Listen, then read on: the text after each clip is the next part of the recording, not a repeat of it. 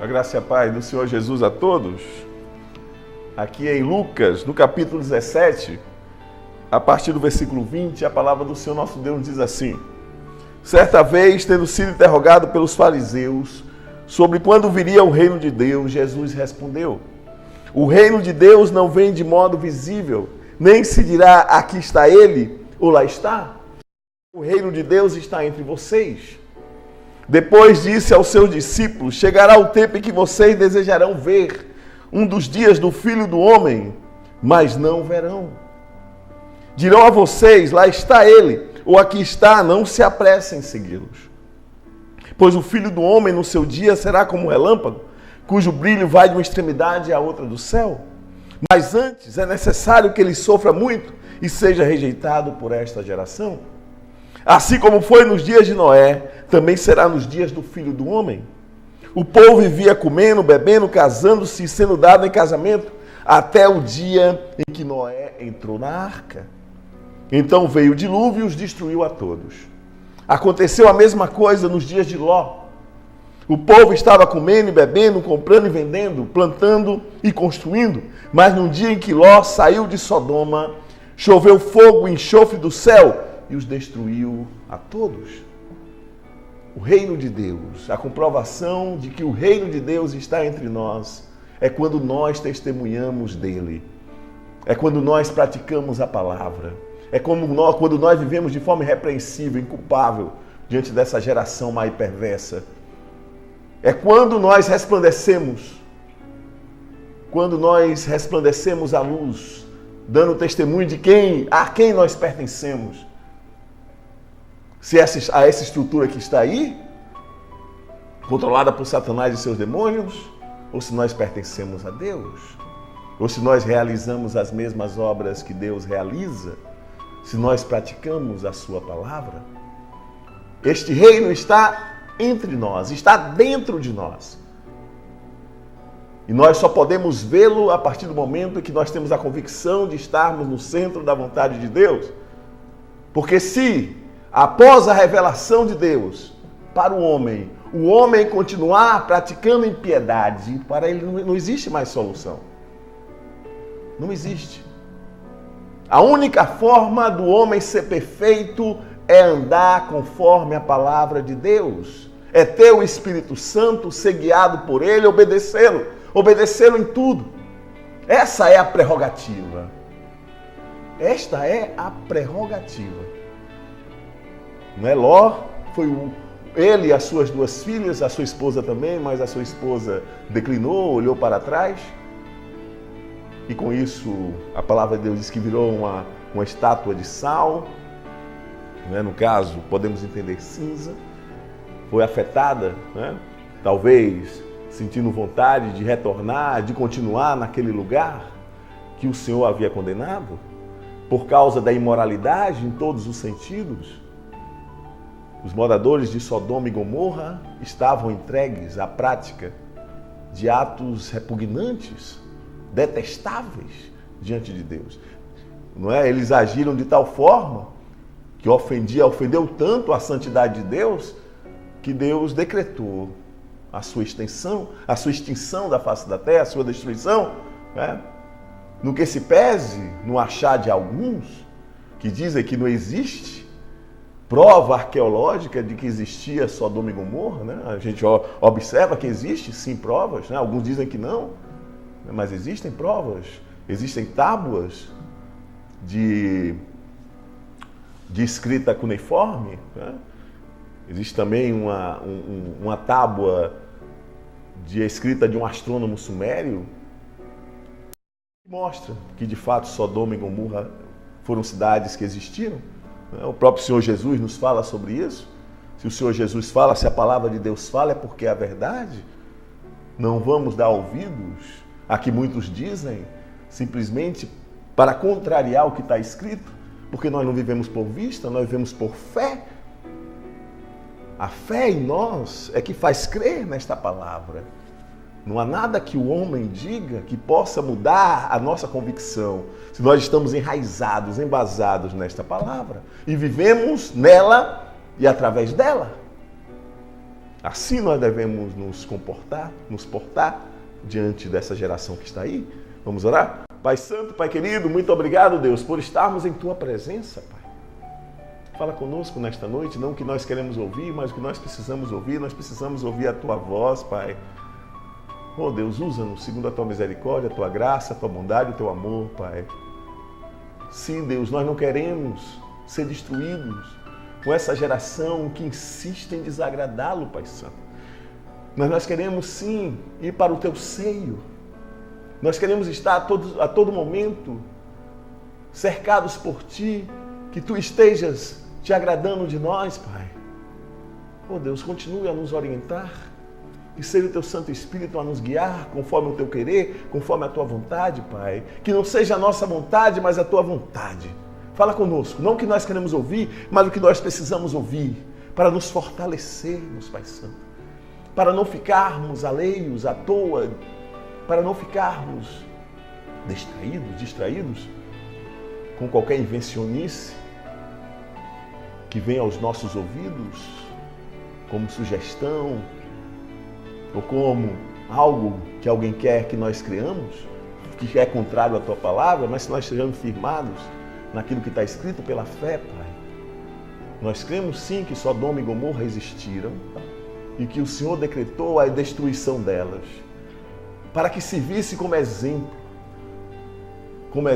de que aqueles que ofendem a Tua santidade não ficam impunes, porque a Tua santidade é a essência do que Tu és, Pai, do que Tu és. Tu não podes conviver com o pecado, Tu não te alegras com aqueles que agem impiamente. É claro que Tu queres que todos sejam salvos.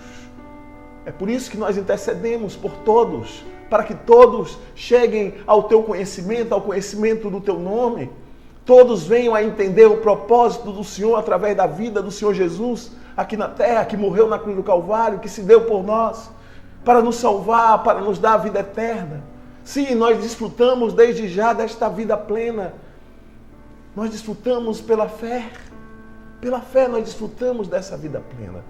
E nos ajuda, Pai, para que nós não nos desviemos dos Teus propósitos, mas que nós andemos de forma inculpável, irrepreensível. Que o Teu ensino através das nossas vidas seja atraente. Seja atraente o Teu ensino. Que nós o obedeçamos. Que nós tenhamos um espírito dócil, mas um espírito convicto de que nós estamos no caminho certo, que nós estamos fazendo a Tua vontade na terra, que nós estamos no centro da Tua vontade, Pai. Que nada nos desvie. Que nós sejamos, sim, firmes, duros, naquilo que diz respeito a obedecê-lo. Que nós não paremos de exortar, de advertir a todos que estão ao nosso redor. Não somente em palavras, mas através da prática da Tua palavra. Que todos vejam o resplendor da Tua glória em nós, Pai. Isso nós Te pedimos, Deus, em nome de Jesus. Fala conosco, seja o Teu Santo Espírito a nos guiar. Continua abençoando a Web TV Monte Sião, irmão Sivaldo, irmã Mari, toda a equipe Monte Sião, Pai. E que essa TV continue a ser esse canal de bênção para todos, em nome de Jesus. Amém. Pois é, meus irmãos, exemplo de homem de Deus.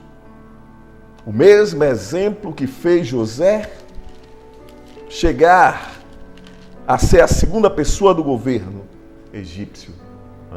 Está aqui em Gênesis, no capítulo 1, depois que José interpreta os sonhos de Faraó a respeito do que Deus o havia revelado, que haveriam 7 anos de bonança, de abundância, de fartura, e em seguida 7 anos de seca, de escassez. Isso serviu como alerta para o Faraó. O maior império daqueles dias era o Império Egípcio. Isso serviu de alerta para o Faraó que naqueles 7 anos de fartura ele deveria fazer um planejamento para acumular grãos, para acumular alimentos, para passar os 7 anos que viria de escassez. Então, no versículo 33 do capítulo 41 de Gênesis, José falando diz: procure agora o Faraó, um homem criterioso e sábio, e coloque-o no comando da terra do Egito. O faraó também deve estabelecer supervisores para recolher 1/5 da colheita do Egito durante os 7 anos de fartura. Eles deverão recolher o que puderem nos anos bons que virão e fazer estoques de trigo que, sob o controle do faraó, serão armazenados nas cidades. Esse estoque servirá de reserva para os 7 anos de fome que virão sobre o Egito, para que a terra não seja arrasada pela fome. Então José já tinha um plano. E ele estava, pela misericórdia de Deus, expondo esse plano a Faraó. E Faraó, através do bom senso, observou que o homem certo para executar aquele planejamento era José. José havia dado as diretrizes gerais desse plano. O plano pareceu bom ao faraó, versículo 37, e a todos os seus conselheiros. Por isso o faraó lhes perguntou: será que vamos achar alguém como este homem em que está o Espírito Divino? E Faraó, de forma sensata, designou José como a segunda pessoa no governo egípcio. E José levou a cabo, executou plenamente o plano que Deus estabeleceu no coração de José para realizar, para que fosse preservada a vida em toda aquela região, em especial a vida do povo de Deus. Do povo de Deus. José, apesar de ter sofrido, apesar de ter vivido angústias, aflições, né? Em nenhum momento, talvez ele tenha perguntado a si mesmo, né? Por que o Senhor havia feito aquilo com ele? Por que ele estava passando por tanto sofrimento? Não é? Por que ele passou por aquele sofrimento todo? Né? Porque, será que Deus não viria ao seu socorro nunca? Mas houve um dia em que Deus cumpriu com a promessa, com a revelação que deu a José naqueles sonhos, né, em que ele ia ver os seus irmãos, o seu pai, a sua mãe, o seu povo, o reverenciar. O povo, não somente o povo judeu, mas todo o povo daquela região honrou a José. Em especial, o povo egípcio honrava José. Tinha José por mais alta estima, em especial o faraó. Confiava nele, né? Um homem íntegro, um homem que não se contaminou, apesar da idolatria. Lembremos que o Egito é o exemplo clássico de um governo teocrático politeísta, né? O próprio faraó era tido como Deus vivo, Horus vivo, né? O Deus falcão da mitologia egípcia. Mas José, em nenhum momento, ele se contaminou. Ele permaneceu crendo em um único Deus e executando o seu serviço como que para Deus. Como que para Deus. Ele não executava o serviço dele homem para ver se o homem merecia o seu serviço. Ele fazia como para o tudo, ele era eficiente. Por isso que tudo que lhe vinha à mão, ele fazia com bom êxito. Ele tinha êxito em tudo o que fazia, porque ele fazia sem olhar a quem, ele fazia sem pensar em recompensa. É aí onde está o segredo da prosperidade bíblica. É você servir como para o Senhor. Então a palavra de Deus diz que Ló era um homem justo. Ele fez uma escolha, né? Abraão e Ló não poderiam conviver juntos porque tinham um grande rebanho e o pasto era pouco para ambos.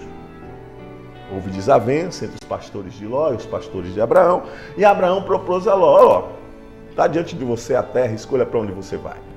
Se você for em uma direção, eu vou em outra. E foi assim. Ló viu umas campinas belíssimas, verdejantes, onde ficavam as cidades de Sodoma e Gomorra, e foi para lá. Né? Não é isso aqui, isso está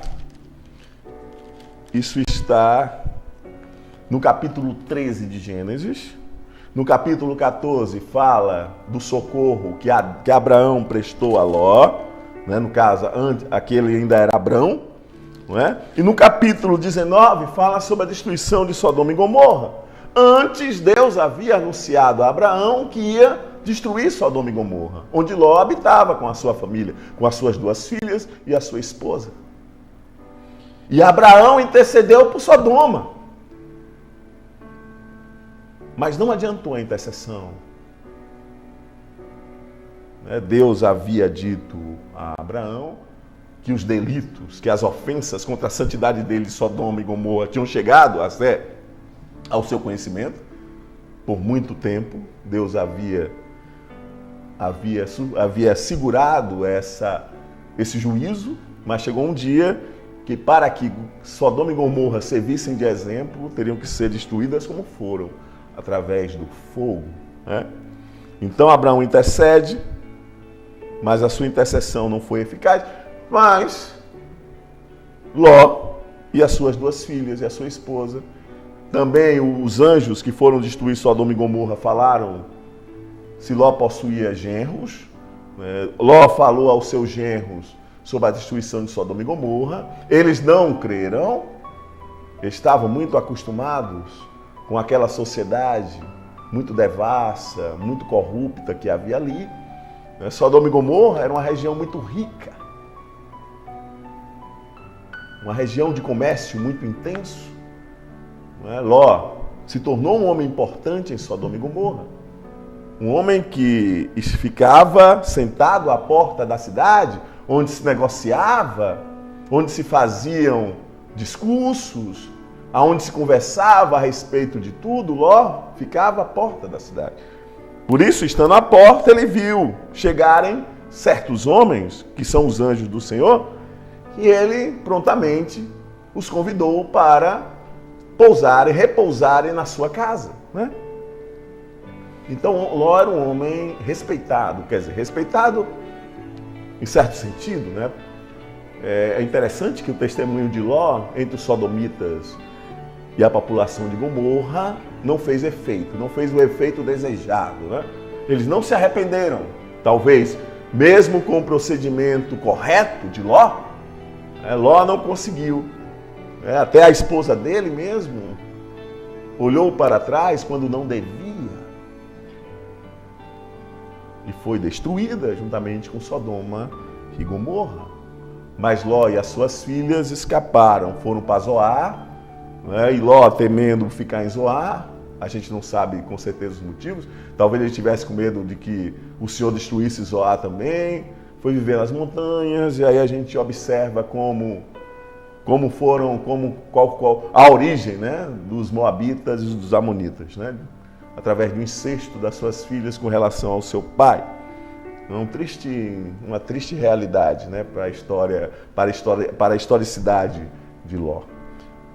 Mas Ló, ele foi, por misericórdia, ele foi poupado de ser destruído juntamente com Sodoma e Gomorra, né? E vamos inferir um pouco aqui no texto o bom exemplo de Ló, né, consolidando aquele pensamento que nós começamos a veicular há pouco. O bom exemplo de Ló, a boa reputação de Ló, não surtiu efeito para que ele servisse de exemplo como um homem justo diante daquela população, né? Os sodomitas praticavam o que se chama de sodomia, relação sexual anal entre um homem e uma mulher ou entre homens, né? Uma coisa terrível. A gente observa isso no relato da destruição de Sodoma e Gomorra. Os homens queriam ter relações sexuais com os anjos, né? Ló ofereceu às suas filhas virgens. Observe, um fato interessante é Ló ter mantido as suas filhas virgens, mesmo naquela sociedade tão licenciosa, onde a imoralidade sexual, né, até mesmo sexual antinatural, era permitida, né? A chegar até essa situação de que todos os estrangeiros que chegavam ali eram acometidos desse agravo terrível, né? Nós vemos isso aqui, né? Isso aconteceu também em Gibeá de Benjamim. A gente vê o relato lá em Juízes, quando um sacerdote, né, foi na casa do pai de uma de suas concubinas que o havia deixado, ele foi lá trazê-la de volta, né? E ele não resolveu repousar numa cidade, por exemplo, em Jerusalém, que era uma cidade estrangeira, resolveu repousar numa cidade de Benjamim, chamada Gibeá, mas aconteceu uma coisa terrível, né? Os benjamitas ali em Gibeá fizeram a mesma coisa aqui do que os sodomitas, as mesmas intenções, né? E realizaram, né? Mas aí o dono da casa jogou a concubina, ofereceu a sua filha, e o levita, que tinha aquela concubina, né, a jogou para aqueles homens, e aqueles homens fizeram o que quiseram com aquela moça, e ela, de tanto sofrer a noite toda, né, abuso, ela não resistiu e acabou falecendo. Uma coisa terrível, né? Quando não há liderança, quando não há homem de Deus íntegro para liderar o povo, quando o povo está sujeito às suas próprias vontades, a gente observa coisas terríveis acontecem. É por isso que existe a polícia serve para dar ordem. Não é? Já pensou se não tivéssemos polícia? Já pensou se nós vivêssemos numa anarquia? É necessário que haja um governo. E nós temos, a Igreja do Senhor tem sob si um governo teocrático. Não é? O nosso Senhor Jesus é o nosso rei, é aquele que nos dirige, é aquele que nos governa. Apesar de obedecermos à legislação do país onde nós estamos, desde que essa legislação não contraria a palavra de Deus, não é? Nós vivemos segundo uma Constituição celestial. A palavra de Deus, o Espírito Santo vai nos ensinando, nos capacitando, para que nós possamos entender a todo momento como nós devemos proceder, para servirmos de testemunha, de embaixadores de Cristo, de representantes de Cristo nesta terra. Agora é claro que no país onde nós estamos peregrinando, nós aqui no caso, o Brasil, nós temos nossas responsabilidades sociais, nós temos nossas responsabilidades como cidadãos. Mas nós buscamos a Deus para que Deus nos direcione, para que nossas vidas sirvam de exemplo, de bom exemplo, para aqueles que estão ao nosso redor. Nós vimos na semana passada a história de Esther, né? Esther é um livro em que a gente não ouve o nome Deus, né? A gente não lê o nome Deus em todo o livro, mas nós vemos a mão do Senhor agindo de forma soberana na história do homem, né? Impedindo que o seu povo fosse exterminado, né? Por causa de uma sugestão demoníaca, maligna, que um homem tomou para si, né? No caso Amã, para destruir o povo de Deus. E a gente viu o grande livramento que o Senhor deu ao seu povo, e com isso permitiu que o Messias nascesse como descendente de Abraão, que foi nosso Senhor e Salvador Jesus Cristo. Ele é descendente da tribo de Judá, ele é descendente direto do rei Davi, né? Por isso ele é rei segundo a linhagem humana, né? Segundo a linhagem de Davi, ele é rei legítimo de todo o Israel da terra, e em especial, agora ele é rei do Israel que somos nós. Nós somos o verdadeiro povo de Deus, nós que estamos firmados nesta palavra, nós que estamos aliançados nessa nova aliança, que é superior à antiga, essa nova aliança que nos garante vida eterna, que nos garante a salvação. Nós temos um outro exemplo de homem que em tudo agiu com integridade, agiu como exemplo para nós. Não é? O jovem Daniel, quando ele chegou à Babilônia, ele era um jovem por volta de 17 anos, né? E viveu muito na Babilônia, mais de 80 anos pelo menos. E Daniel, em tudo que ele fazia, ele tinha êxito. Não é? Isso gerou nos outros sátrapas, nos outros responsáveis, governadores das províncias, uma certa inveja. Né? Eles agiram de forma, né, utilizaram tudo aquilo no que diz respeito a ação direta contra a vida de Daniel, para ver se Daniel cometia algum equívoco, para ver se Daniel deslizava, para ver se Daniel fazia algum agravo contra a lei dos medos e persas, inicialmente a lei dos babilônios, mas Daniel viveu muitos anos, né? Viveu até o governo de Dario, etc. Né? Daniel viveu muitos e muitos anos. Primeiro Dario, né? Dario é na realidade um título antes de um nome. Né? E Daniel se manteve a todo momento íntegro, inculpável, irrepreensível. Eles não encontraram nada que denegrisse a imagem de Daniel. Daniel agia irrepreensivelmente dentro da lei, naquilo que não agradava, que não desagradava, naquilo que não desagradava ao seu Deus. Né? Aí esses invejosos disseram: vamos ver agora, vamos tentar encontrar alguma brecha para que ele seja destituído do seu cargo, seja até morto, dentro da lei dos Deus.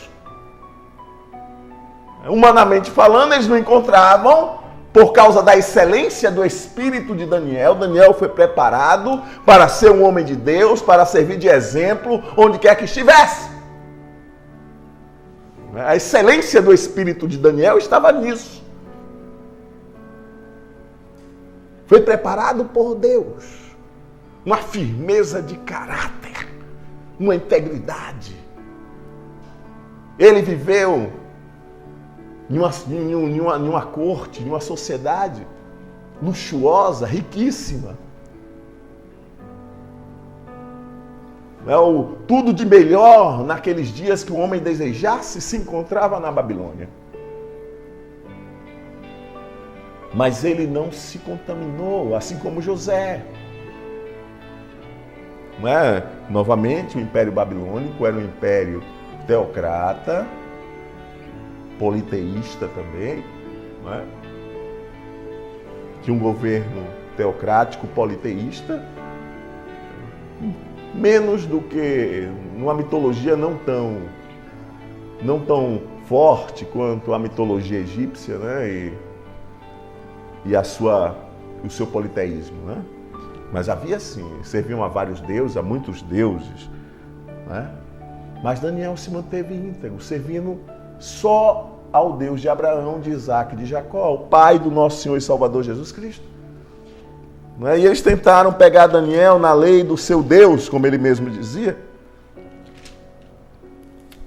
Aqui está, se a gente for ler o capítulo 6 de Daniel, quando fala que Daniel foi levado à cova dos leões.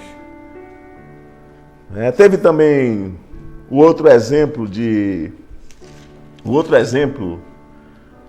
Sadraque, de Ananias, Misael e Azarias, companheiros de Daniel, que se mantiveram também íntegros, que se mantiveram fiéis ao seu Deus, que foram levados, por isso, à fornalha de fogo, a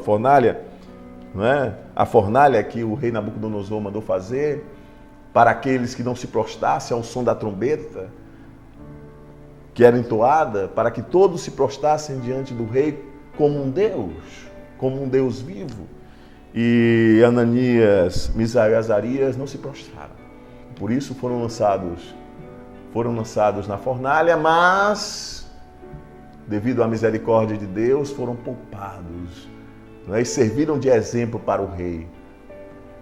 Não é que o Deus que eles o quanto Deus que eles serviam era poderoso, não é? E de fato nosso Deus é o único Deus, não existe outro Deus. Não é como ele diz em Isaías 46? Ele mesmo diz em Isaías 46, né? Lembrem-se das coisas antigas, 46:9.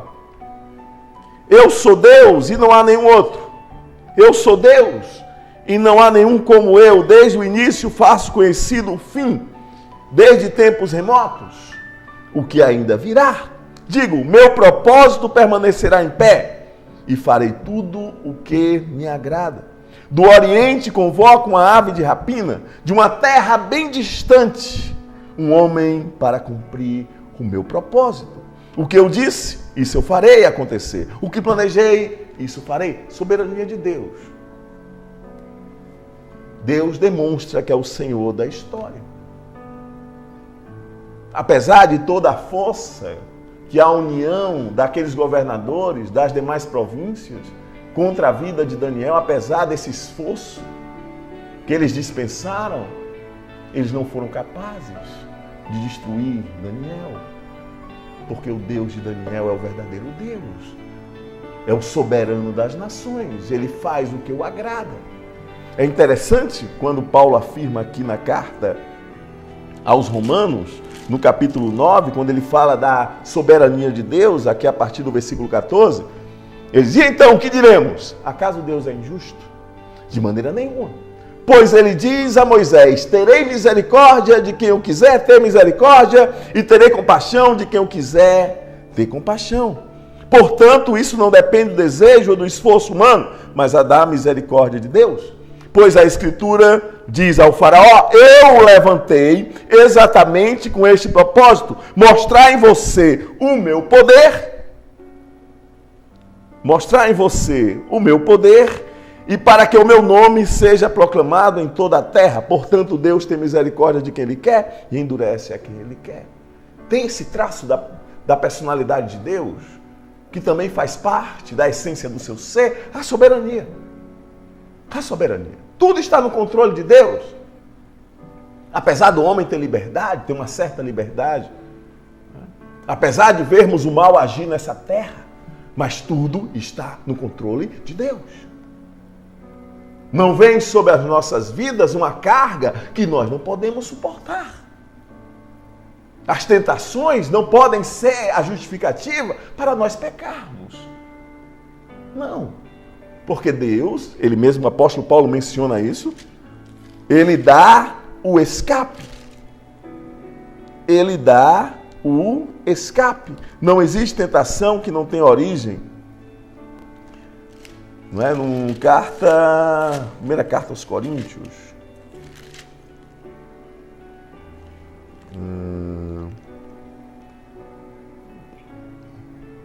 Primeira carta... Aqui, né? Primeira carta aos Coríntios, no capítulo 10, quando o apóstolo Paulo menciona o exemplo da história de Israel, não é? Como Deus punia, de fato, os agravos contra a sua santidade, né? Uma coisa que Deus detesta é desobediência, é insurreição contra a autoridade que Ele constitui. Isso vale para nós todos, isso vale para o nosso relacionamento nessa sociedade que aí está. As autoridades são constituídas por Deus, está lá na carta aos Romanos. Não é? Ele fala do exemplo aqui da punição que sofreram alguns por serem idólatras, por serem submissos. Não é? E ele diz aqui, ó, no versículo 3, não sobreveio a vocês tentação que não fosse comum aos homens. Que Deus é fiel. Ele não permitirá que vocês sejam tentados além do que podem suportar. Deus tem um controle efetivo sobre a tentação que vem sobre as nossas vidas. Imagine se Deus deixasse a cabo de Satanás e dos seus demônios nos tentarem como eles quisessem. Nenhum de nós resistiria. Nenhum de nós. Mas quando forem tentados, Ele mesmo lhes providenciará um escape para que o possam suportar. Para que o possam suportar. Então nos mantenhamos firmes, vendo os bons exemplos. Vendo o exemplo de José, vendo o exemplo de Daniel. Né? A gente observa os livramentos que Deus deu, por exemplo, ao rei Josafá. Ao rei Josafá, Deus deu livramento. Se juntaram vários reis para irem contra Josafá. Está aqui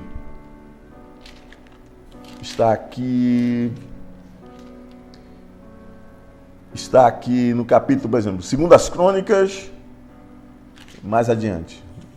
Pronto.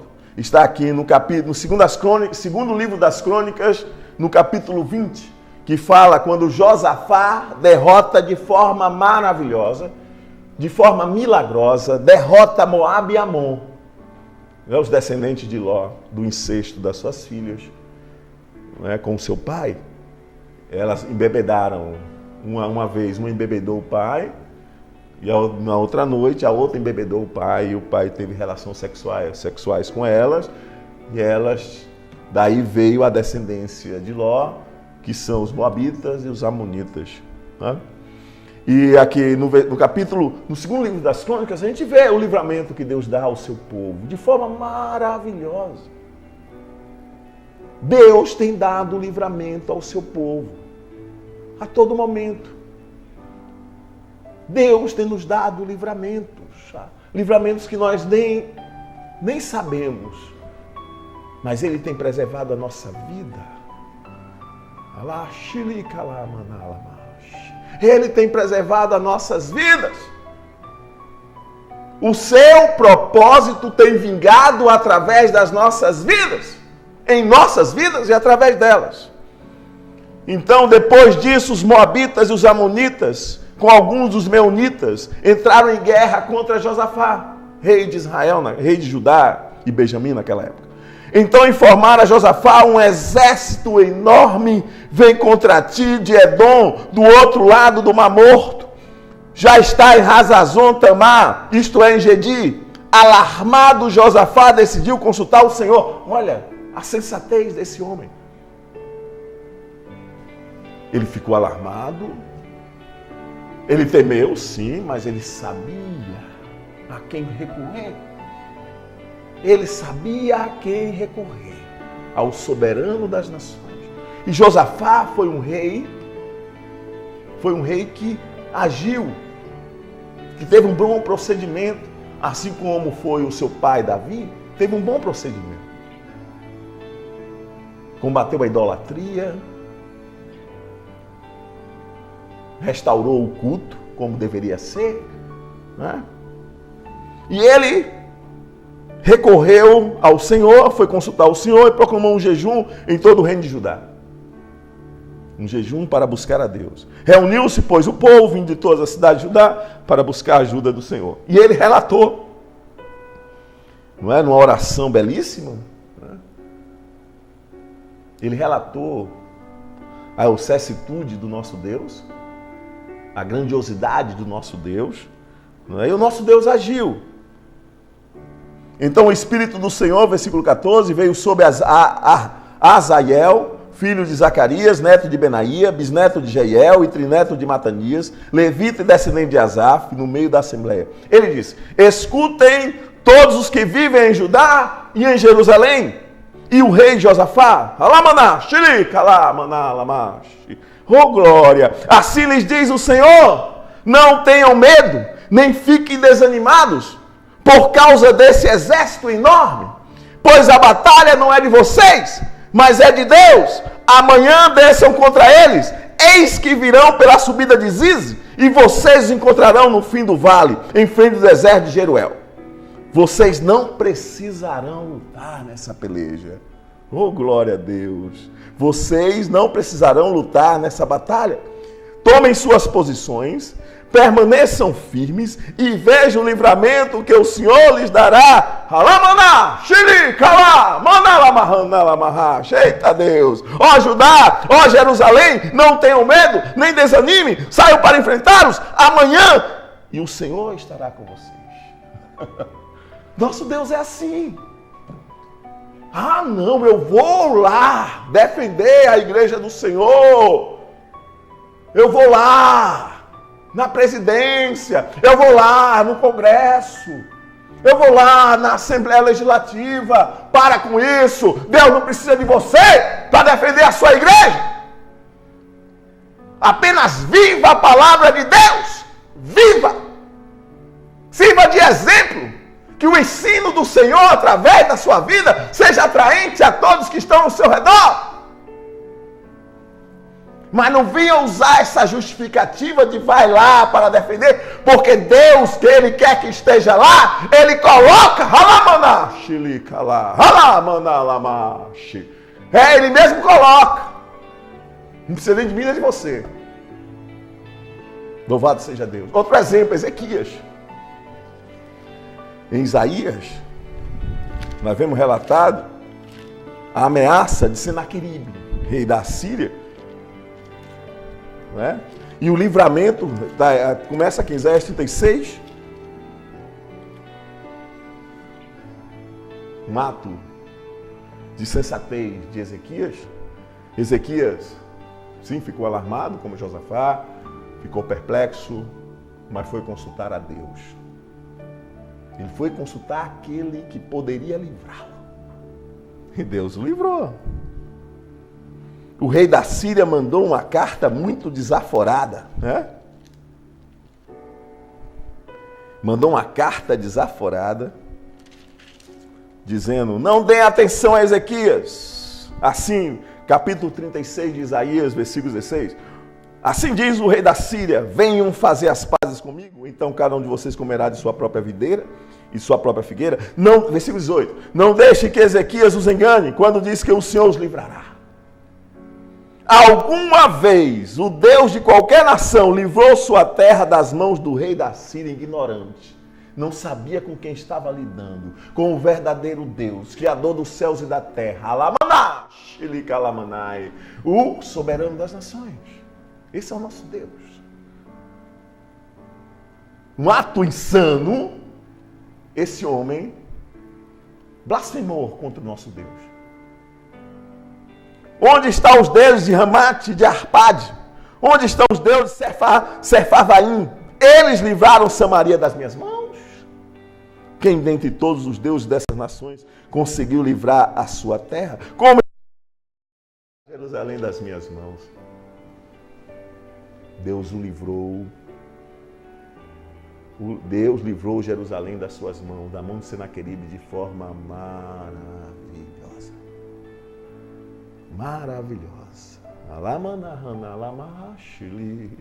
Alimalamana, alamahana, oh, Pai Santo, Pai querido, alamanahana, alamahashili, kalamanai.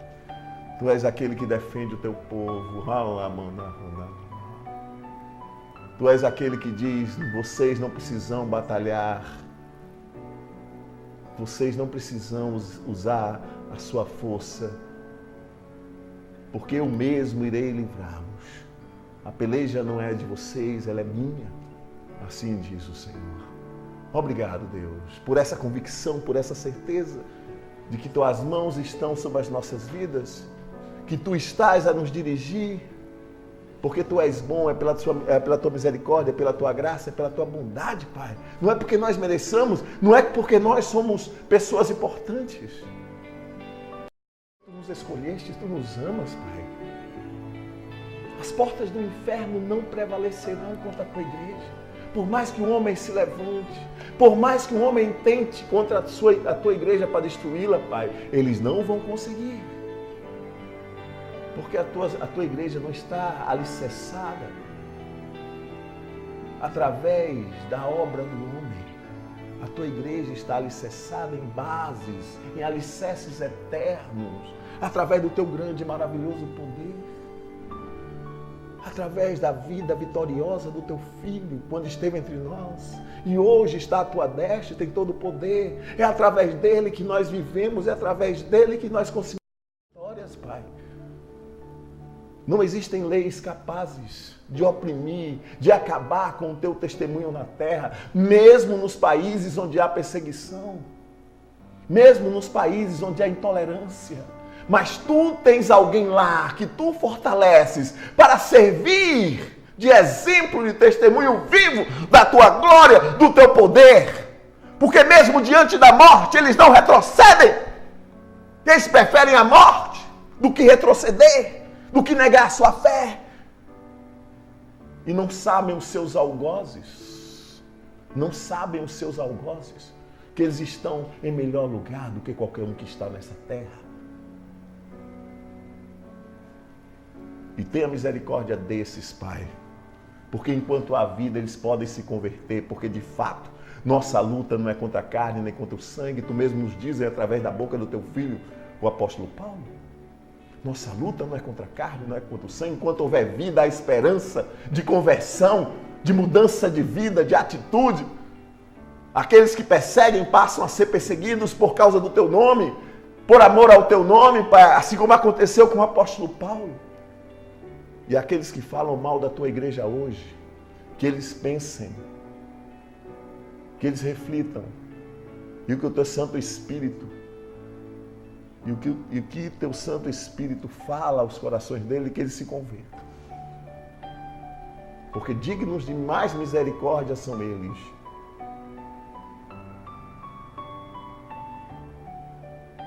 Porque eles ainda estão perdidos em seus delitos, em suas ofensas contra ti, Pai. Muito obrigado, Deus.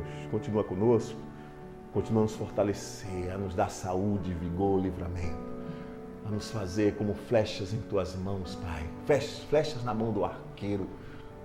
Usa-nos segundo a tua misericórdia, a tua graça, a tua bondade, Pai. Nós confiamos em ti, nós esperamos de ti boas coisas. As eleições vêm aí, Pai Santo, que o teu povo escolha aqueles que tu queres colocar nos lugares que tu queres, dentro do teu povo na terra, aqueles que tu colocastes nas mãos, esse caminho a seguir, para servir de exemplo lá, Pai.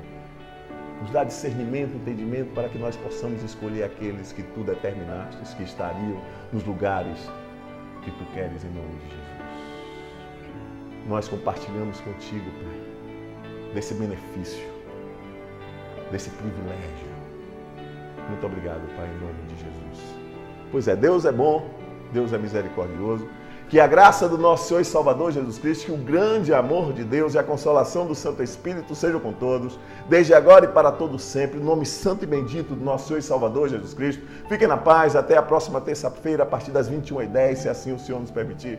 Fiquem na paz, em nome de Jesus.